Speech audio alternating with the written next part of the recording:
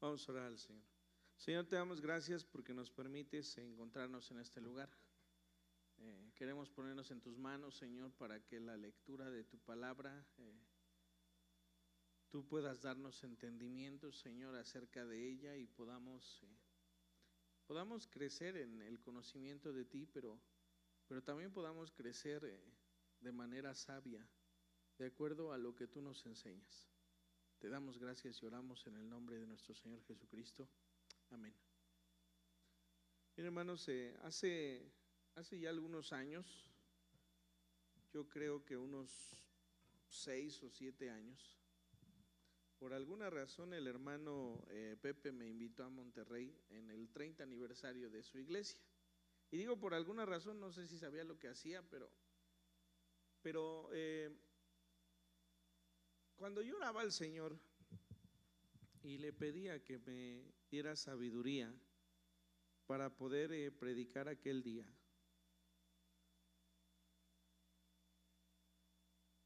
el Señor puso en mí una palabra un poco dura,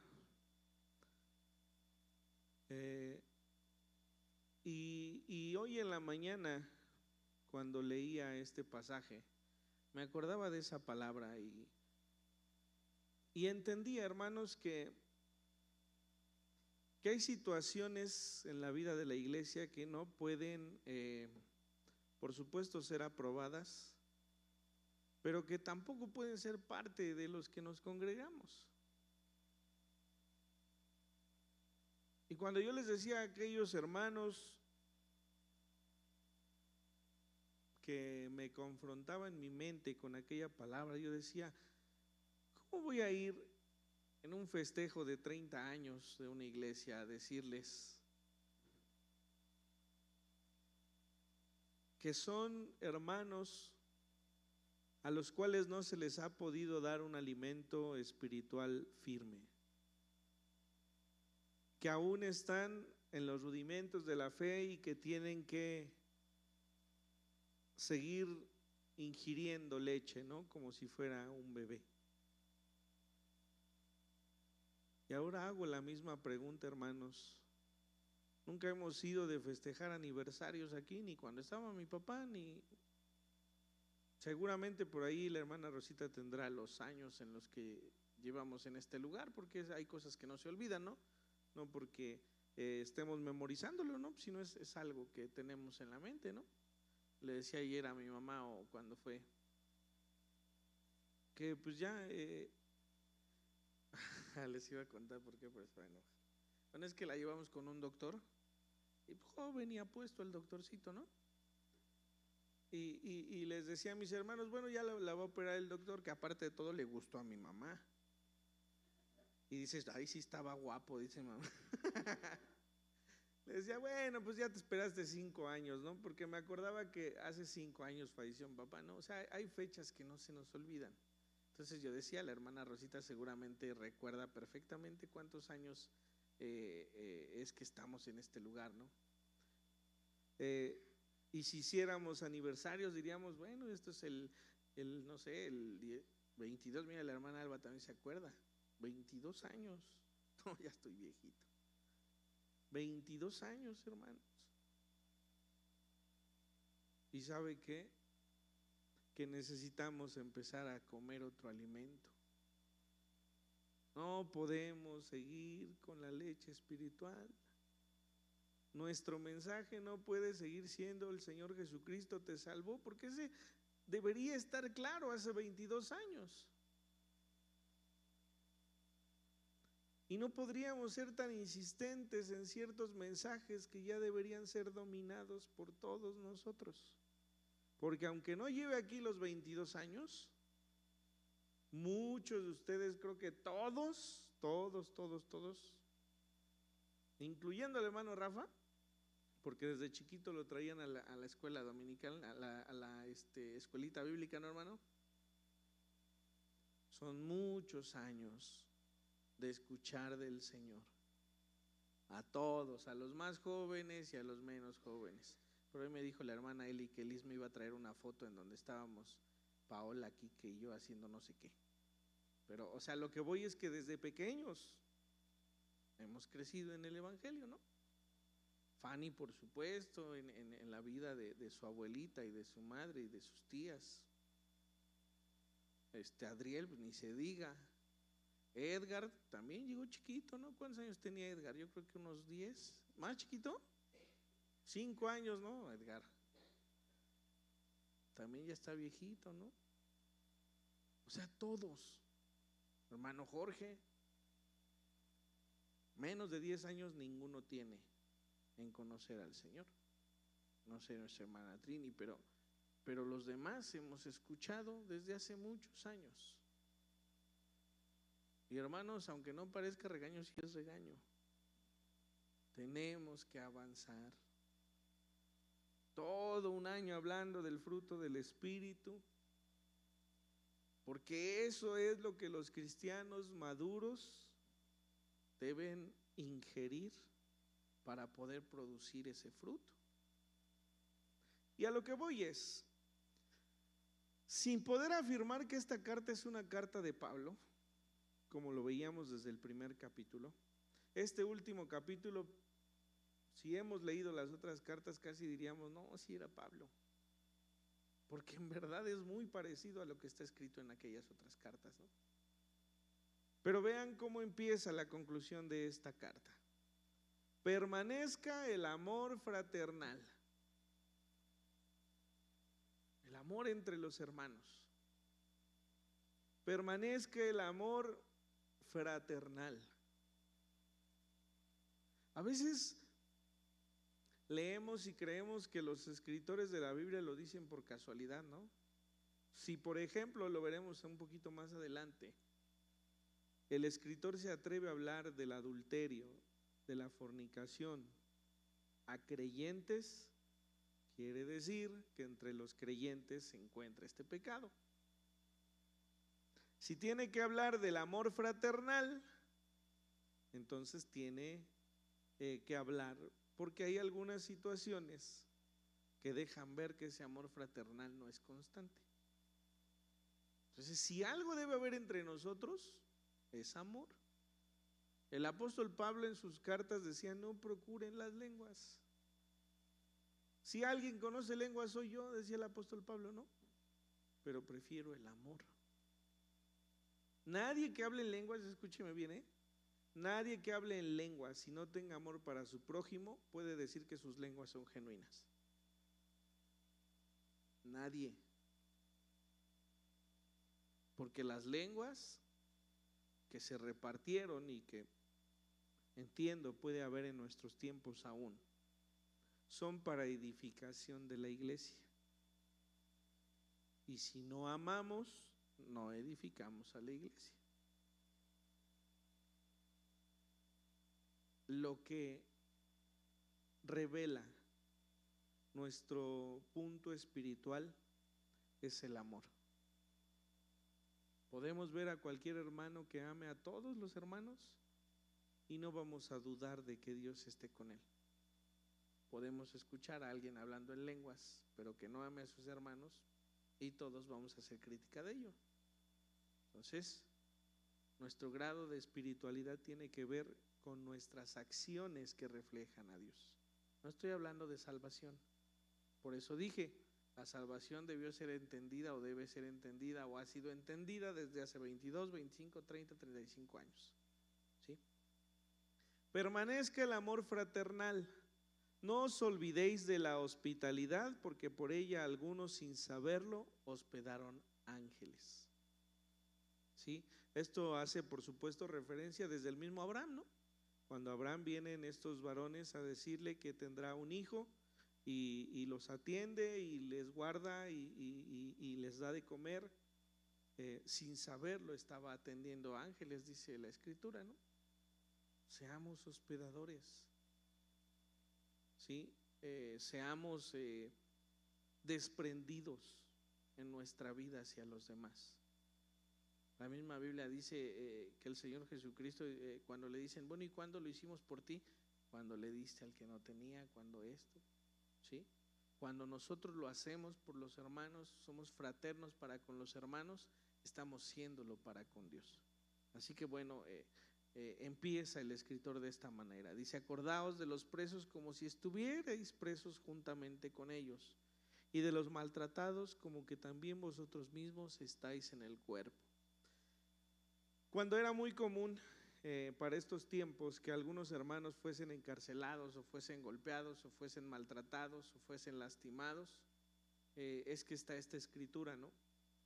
Atiendan a los hermanos como si ustedes fueran los que estaban presos, o los que están siendo lastimados, como diciendo: acuérdate de cómo has sido perseguido, y por esa misma persecución atiende tú a los demás. A lo mejor en nuestros tiempos nosotros no somos ni perseguidos, ni lastimados, ni apedreados, ni ofendidos. Bueno, pero seamos compasivos, que haya ese sentir de que la pena de nuestro hermano, la prueba de nuestro hermano es propia. Porque, hermanos, todos vamos a pasar por pruebas y dificultades, todos, absolutamente. Todos vamos a necesitar que alguien ore al Señor por nuestra vida. Todos vamos a necesitar que alguien nos extienda la mano. Ninguno de nosotros estamos exentos de ello, nadie. Nosotros apreciamos mucho a la familia de Vicky, porque sus papás siempre fueron amorosos para con nosotros, y cuando mi papá murió y nosotros estábamos enfermos y prácticamente no podíamos salir de la casa, la hermana Ángeles se enteró porque hablé con ella, y al siguiente día la mamá de Vicky nos llevó una cubeta, literalmente una cubeta de esas de 20 litros, con verdura, y otra cubeta con carne, pues yo creo que era de res, la verdad no me acuerdo, sí, porque era caldo, y otra con caldo, ¿no? Y comimos eso durante una semana, y la verdad es que fue una comida que disfrutamos, porque apenas empezábamos a recuperar el sabor en la lengua, ¿no? Después del COVID. Y, hermanos, así debemos ser para con los demás. Y si no hemos sido oportunos en hacerlo, hoy es tiempo de que volvamos a pensar y a entender que es bueno que nosotros suframos las penas con nuestros hermanos. Eso es el que permanezca el amor fraternal entre nosotros. Acordaos de los presos como si estuvierais presos juntamente con ellos, y de los maltratados como que también vosotros mismos estáis en el cuerpo. Honroso sea en todo el matrimonio y el lecho sin mancilla, pero a los fornicarios y a los adúlteros los juzgará Dios. Insisto, está escribiendo a una iglesia, a una congregación, ¿sí? Hay situaciones que no escapan de los que somos creyentes. Seguimos viviendo una vida en esta tierra. Entonces dice el escritor: sea honroso en todos el matrimonio. Y no solamente habla de lo conyugal, habla de la familia, habla de el cuidado que tenemos por nuestros hijos. Cuando nosotros tenemos una familia, debemos tener por honroso lo que tenemos, ¿sí? Y entonces dice: sean vuestras costumbres sin avaricia, contentos con lo que tenéis ahora, porque Él dijo: no te desampararé ni te dejaré, de manera que podemos decir confiadamente: el Señor es mi ayudador, no temeré lo que me pueda hacer el hombre. Yo creo que muchas veces hemos estado en situaciones complicadas en las que preguntamos a Dios por qué. No puede ser escondido entre nosotros que decimos al Señor: ¿por qué? ¿Por qué si voy al templo? ¿Por qué si te sirvo? ¿Por qué permites que esté en esta situación tan complicada? Pero imagínense que la respuesta del Señor sea: no te preocupes, no te voy a desamparar ni te voy a dejar. ¿Saben? Solamente las personas que han vivido en alguna manera la no abundancia, que han vivido la pobreza, por decirlo de alguna forma, se han encontrado con milagros diarios en los que Dios les ha levantado. Hay cosas que no vemos, ¿eh? Cuando nosotros tenemos salud, la enfermedad no nos preocupa, ¿no? Y creemos que es lo común. Cuando nosotros tenemos economía saludable, a veces se nos olvida que eso no es lo normal.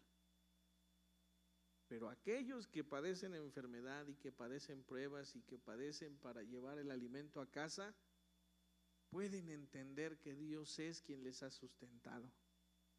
Aun cuando no tenían que iban a comer ese día y se levantaron y Dios milagrosamente les dio. Esos son los que ven los milagros, ¿no?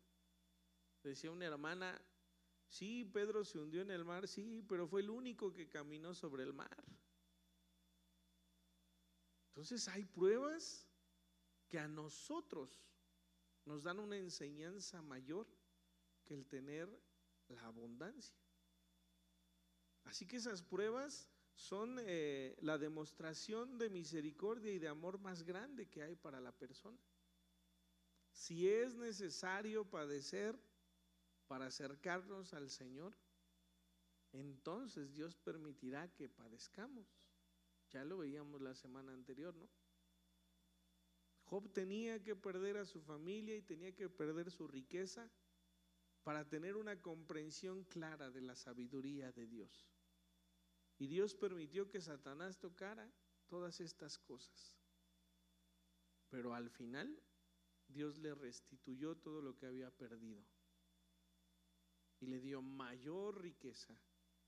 Y le dio mayor familia. ¿Sí? Entonces, casi con este renglón podríamos predicar tantas cosas. No te desampararé ni te dejaré. Y esto es en todo. ¿Estás enfermo? Dios no te va a dejar. ¿Necesitas algo con urgencia? Dios no te va a desamparar.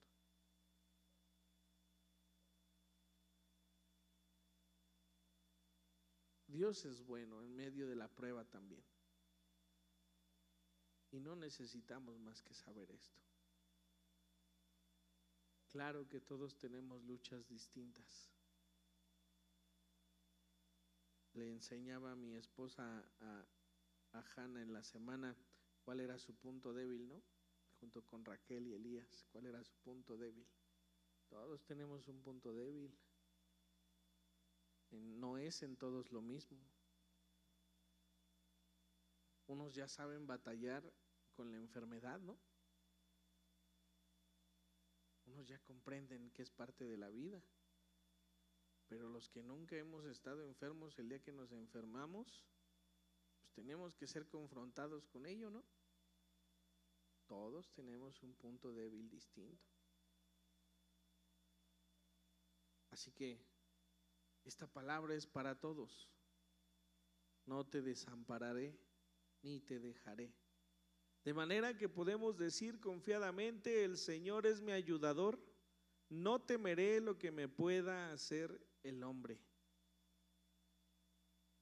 Acordaos de vuestros pastores que os hablaron la palabra de Dios. Considerad cuál haya sido el resultado de su conducta e imitad su fe. Dice imitad su fe, la fe del pastor, no sus acciones. Por supuesto que todos debemos ser ejemplo para todos. Pero si algo debemos imitar es la fe. Eso es lo principal. Eso es lo que debemos tener bien claro. Considerad cuál haya sido el resultado de su conducta e imitad su fe. Jesucristo es el mismo ayer y hoy y por los siglos. No os dejéis llevar de doctrinas diversas y extrañas, porque buena cosa es afirmar el corazón con la gracia, no con viandas que nunca aprovecharon a los que se han ocupado de ellas. Fíjense bien.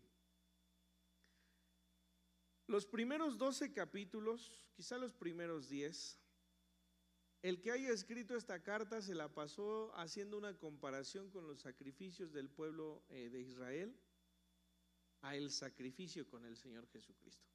Si ustedes recuerdan, habla de un tabernáculo hecho por manos de hombres y un tabernáculo celestial, hablando del tabernáculo que hay en nuestro corazón y de la presencia de Dios en nuestra vida. Si ustedes recuerdan, habla de que los sacerdotes, los sumos sacerdotes de la antigüedad, tenían que sacrificar por ellos y también tendrían que sacrificar por el pueblo. Y habla del Señor Jesucristo diciendo, pero Él no tiene que sacrificar por sí mismo. Incluso nos dice en algún versículo que nosotros tenemos un sumo sacerdote, el cual se compadece de nosotros, porque Él de alguna forma conoció el ser encarnado, ¿sí? Y entonces en estos versículos, en el versículo 8 y 9, dice: Jesucristo es el mismo ayer, hoy y por los siglos. No os dejéis llevar de doctrinas diversas y extrañas, porque buena cosa es afirmar el corazón con la gracia. Afirmar es sostener, es poner cimientos firmes, eso es afirmar. Nuestra salvación tiene que ser afirmada en la gracia, y eso solamente es creyendo en el Señor Jesucristo. Hermano, si usted algún día hizo una confesión de fe, su fe tiene que estar afirmada en esa confesión, no en sus obras, porque sus obras los van a llevar al infierno.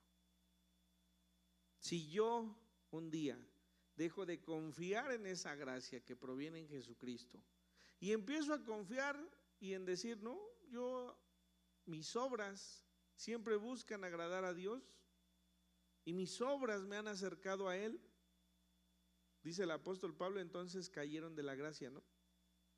Es decir, cayeron de lo que sostenía su fe y ahora han de ser condenados. Entonces dice: no os dejéis llevar de doctrinas diversas y extrañas, porque buena cosa es afirmar el corazón con la gracia. Afirmemos nuestra vida eterna en la gracia, en el milagro de la salvación que proviene del Señor Jesucristo, no en otras cosas. Porque dice: no con viandas que nunca aprovecharon a los que se han ocupado de ellas. Las viandas son comidas. Y dentro de la ley, una de las instrucciones era comer o no comer cierta cosa. Entonces Él les decía: ya no confíen en los rituales que no los han llevado a Dios. Ya no confíen en que si se guardan de comer esto o lo otro, o que si esto era para los ídolos o no. Ya no confíen en esas viandas. Confíen en la gracia que es en Cristo Jesús. Póngale el nombre que quiera. Cambiemos esas viandas por venir al templo, ¿no? No confíen en que cada 8 días están en el templo. Confíen en la gracia que es en Cristo Jesús. Tampoco por eso les digo, no, pues si no quieren no vengan, no, vengan. ¿Sí? Eso es lo correcto y eso es lo que de alguna manera nos nutre. Muchos no utilizamos la Biblia en la semana, ni tenemos Biblia. Es así. No confiemos en las acciones que podríamos decir son buenas. Confiemos en la gracia que está en Cristo Jesús. Dice este mismo versículo 9: no con viandas que nunca aprovecharon a los que se han ocupado de ellas. Tenemos un altar del cual no tienen derecho de comer los que sirven al tabernáculo, porque los cuerpos de aquellos animales cuya sangre a causa del pecado es introducida en el santuario por el sumo sacerdote son quemados fuera del campamento, por lo cual también Jesús, para santificar al pueblo mediante su propia sangre, padeció fuera de la puerta. Dentro de estas situaciones hay muchos pensamientos que a lo largo de la historia de la iglesia se han presentado. En nuestros días aún la Iglesia Católica enseña que el sacramento de la comunión es prácticamente volver a participar o volver a comer del cuerpo de Jesucristo. De hecho, la misa significa eso, ¿no? Sacrificio. Y entonces, uno de los pensamientos de esa época y a lo largo de la historia de la Iglesia es que el participar de la comunión literalmente es comer el cuerpo de Cristo, y eso nos hace partícipes de la salvación. Entonces, hay varios pensamientos aquí. Primero, los gnósticos, que dicen, pues el cuerpo es malo y el espíritu es bueno, entonces prácticamente si peco, pues no fui yo, fue mi cuerpo, ¿no? Estas personas que de alguna manera sacrificaban aún y comían de estos sacrificios para ser partícipes de ellos y obtener salvación a través de esos sacrificios. Y muchos pensamientos de este tipo. Personas que ponían los rituales o que sostenían que los rituales acercaban a Dios, ¿sí? Pero entonces el escritor de estos versículos dice en el versículo 11: porque los cuerpos de aquellos animales cuya sangre a causa del pecado es introducida en el santuario por el sumo sacerdote son quemados fuera del campamento. Se dice que en el día de la expiación estos dos animales que habrían de ser sacrificados tendrían que salir del pueblo, y fuera del pueblo tendrían que ser quemados hasta calcinarse completamente, como si se quemase el pecado que llevaban sobre ellos, ¿no? Y si nosotros hacemos memoria o reconocemos la palabra escrita en los evangelios, entendemos que el Señor Jesucristo fue llevado fuera de Jerusalén para ser muerto.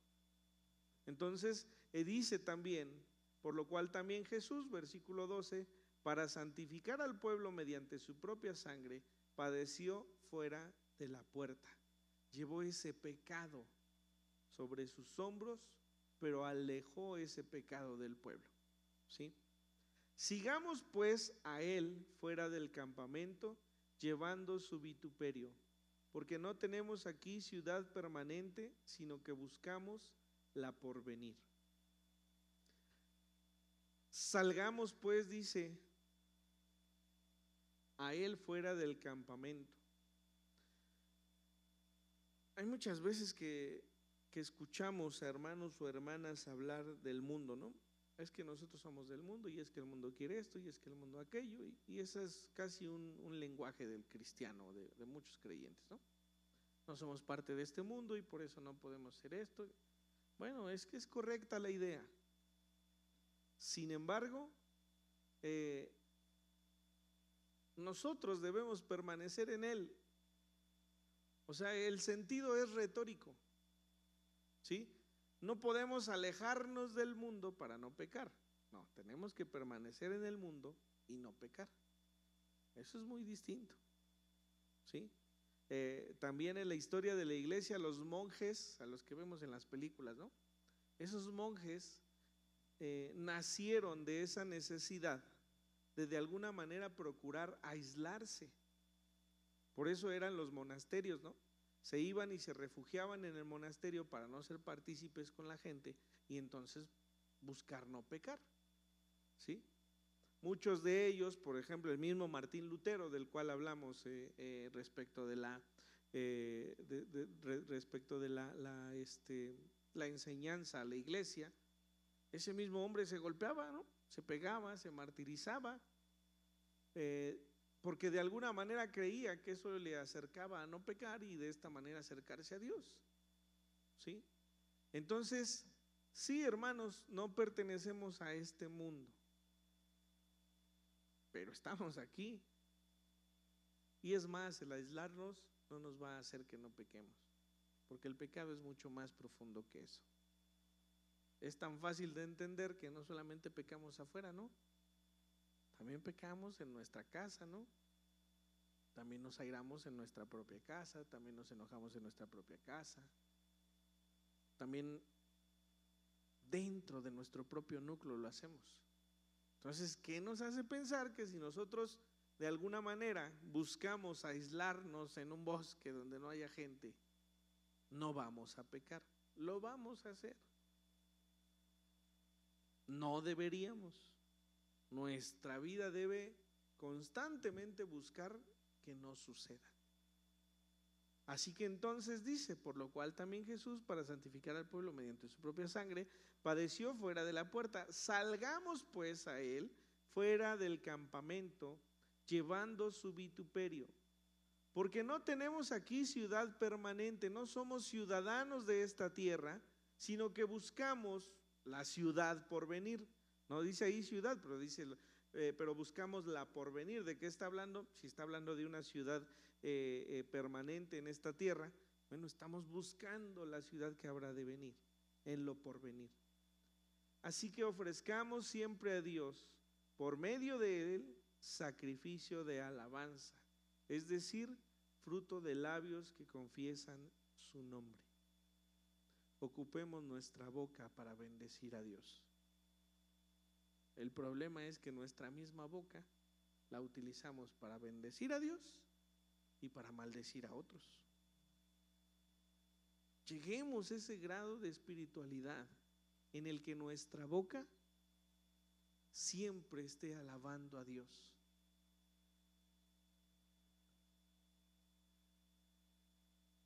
Ofrezcamos siempre a Dios por medio de Él sacrificio de alabanza.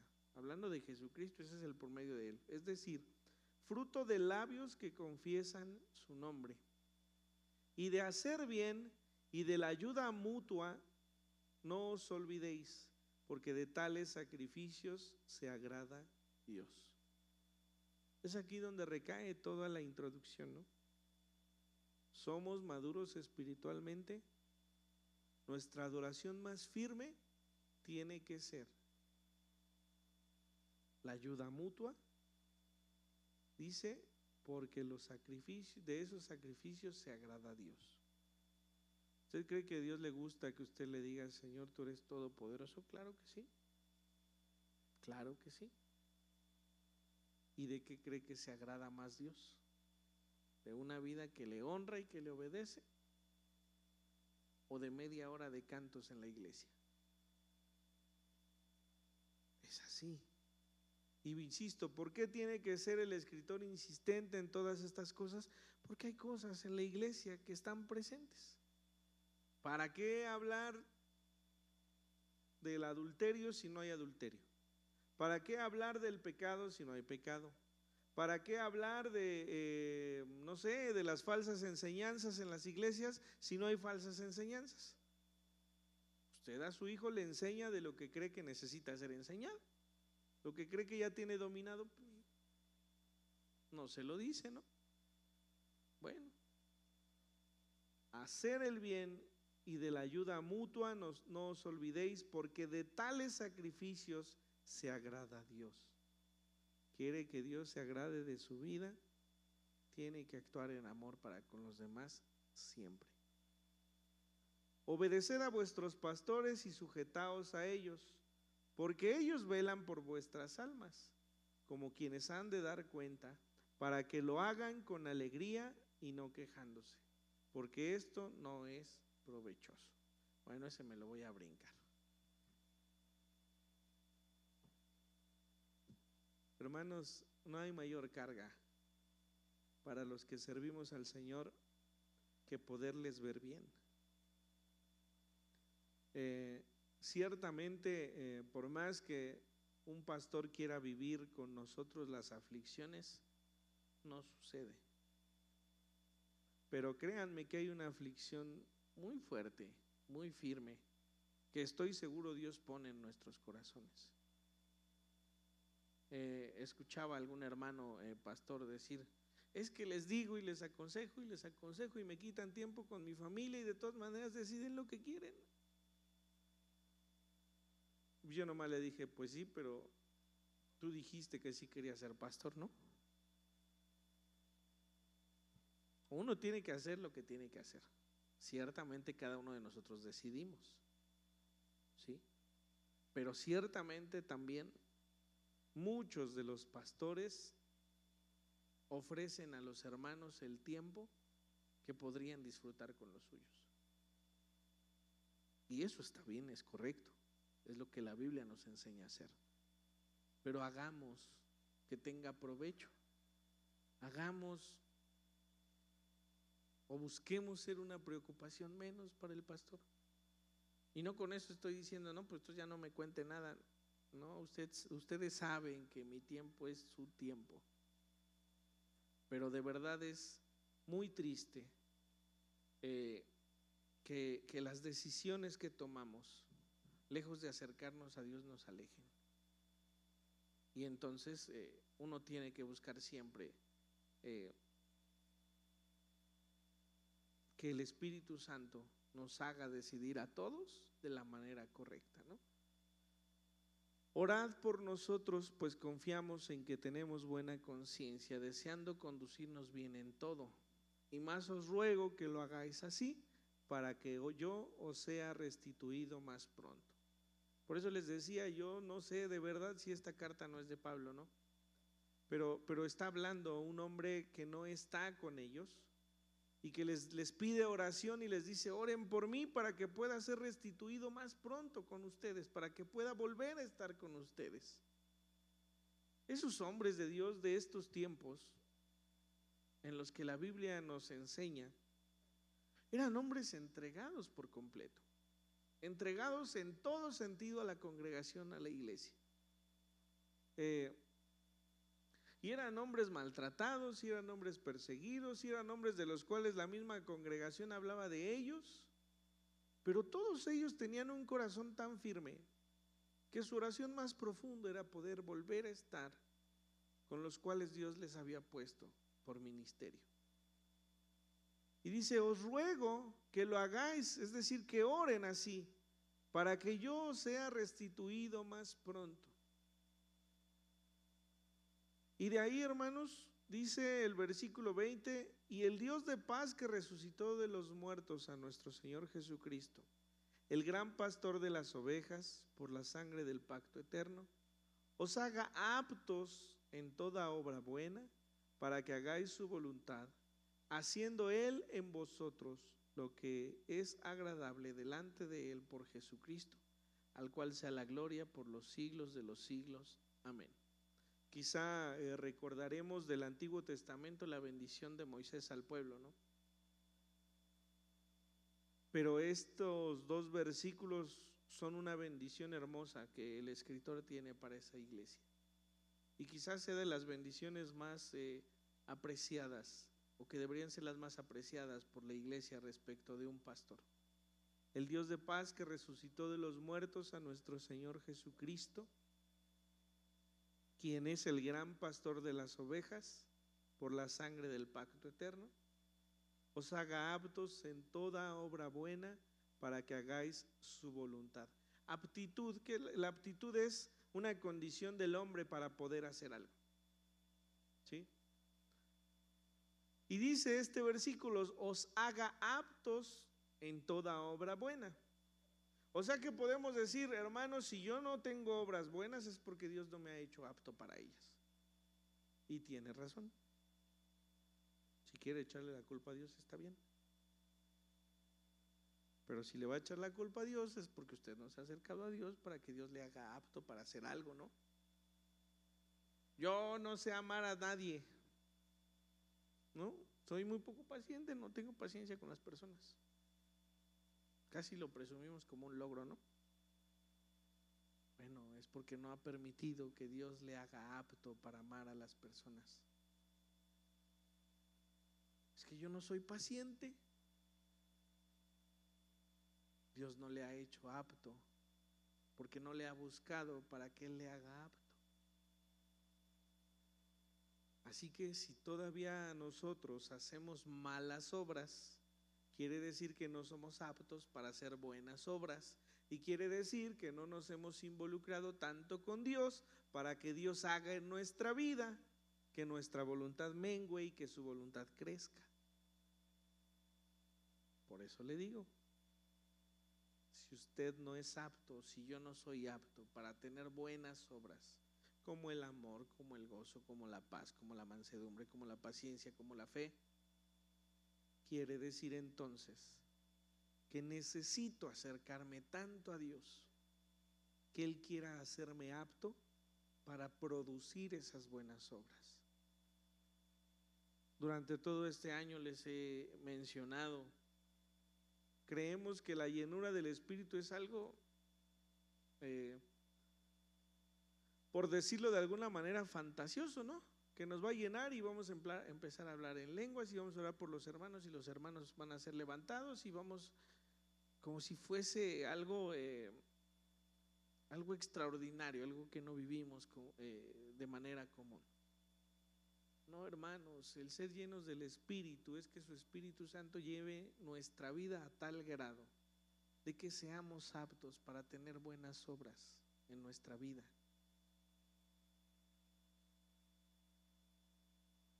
Os haga aptos en toda obra buena para que hagáis su voluntad, haciendo Él en vosotros lo que es agradable delante de Él. Fíjense bien, haciendo Él, quien Dios, en nosotros lo que es agradable de Él. Insisto, busquemos a Dios para que Él haga en nosotros y nosotros entonces hagamos cosas que le agraden a Él. Parece trabalenguas, pero creo que está siendo claro. La única manera de agradarle a Él es que Él haga en nosotros. Quiere decir que no proviene de nosotros. Ahí está la diferencia con el gnosticismo. Sí, somos carne, sí. Y sí tenemos una inclinación al pecado, sí.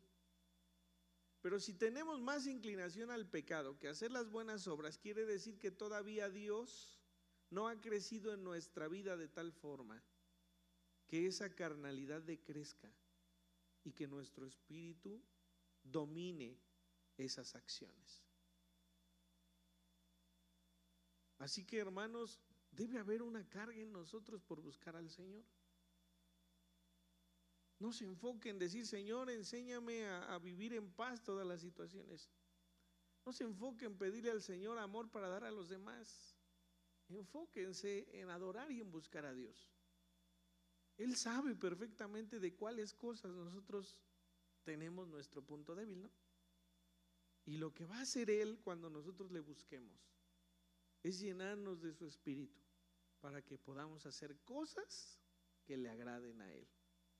Os ruego, hermanos, que soportéis la palabra de exhortación, pues os he escrito brevemente. No se enojen, ¿no? Es que hoy el pastor se puso a decir, no se enojen. Soportemos esa palabra porque es para edificación de todos. ¿Ustedes creen que yo no pienso al leer esta palabra situaciones en mi propia vida que tienen que cambiar? Para poder nosotros enseñar, primero tenemos que ser enseñados. Para poder nosotros exhortar, si de alguna forma le queremos llamar, nosotros debemos primero ser exhortados. Es así. Sabed que está en libertad nuestro hermano Timoteo, con el cual si viniere pronto iré a vosotros. Saludad a todos vuestros pastores y a todos los santos. Los de Italia os saludan. La gracia sea con todos vosotros. Amén. Así que, hermanos, es una carta llena de misericordia, como todo lo que está escrito en su palabra. Pero absolutamente todas las cartas, sean las de Pablo, sea Hebreos, sea Santiago, sea Pedro, sea Juan, todas las cartas son para edificación de la iglesia. Y en todas ellas nos encontramos con palabras que buscan llevar a la iglesia a acercarse a Dios de una manera extraordinaria. Tenemos 22 años aquí, seguramente muchos más de cristianos o de creyentes, porque en otros lados estábamos. Busquemos que en verdad el Señor nos lleve a hacer buenas obras que le agraden a Él. No lo hagamos como un intento nuestro. No digamos, hoy me voy a levantar y a partir de hoy todos los días voy a hacer esto con estas personas, o voy a dejar de hacer esto, voy a dejar de hacer lo otro, porque de buenas voluntades no vamos a lograr nada. La única manera es que busquemos tanto a Dios que Él mismo ponga en nuestro corazón hacer las cosas que le agraden a Él. Es la única manera. Sería muy bueno que podamos concluir este año buscando de verdad que Dios haga en nuestra vida su voluntad, para que en verdad podamos llevar su evangelio en nuestra propia vida, podamos llevar ese fruto en nuestra propia vida y sea agradable a Él, pero proviene de Él, no proviene de nosotros. Vamos a orar. Señor, te damos gracias porque tú nos has permitido estudiar esta carta.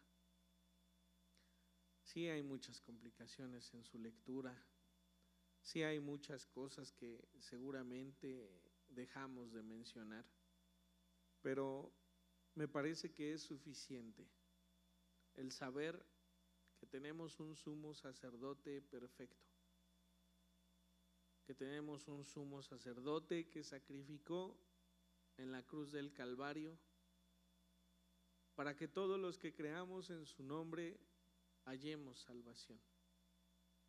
Es suficiente saber que ese sumo sacerdote vino a esta tierra, padeció entre todos nosotros, pero sin pecado. Te rogamos, Señor, que ese sumo sacerdote pueda llevarnos a tener acciones que te agraden a ti. Llénanos de tu Espíritu Santo, Señor. Es una necesidad que tenemos como iglesia, que tú hagas en nuestro corazón lo suficiente para querer buscar tu voluntad. Te damos gracias en esta hora y bendecimos tu nombre. Oramos en el nombre de nuestro Señor Jesucristo. Amén.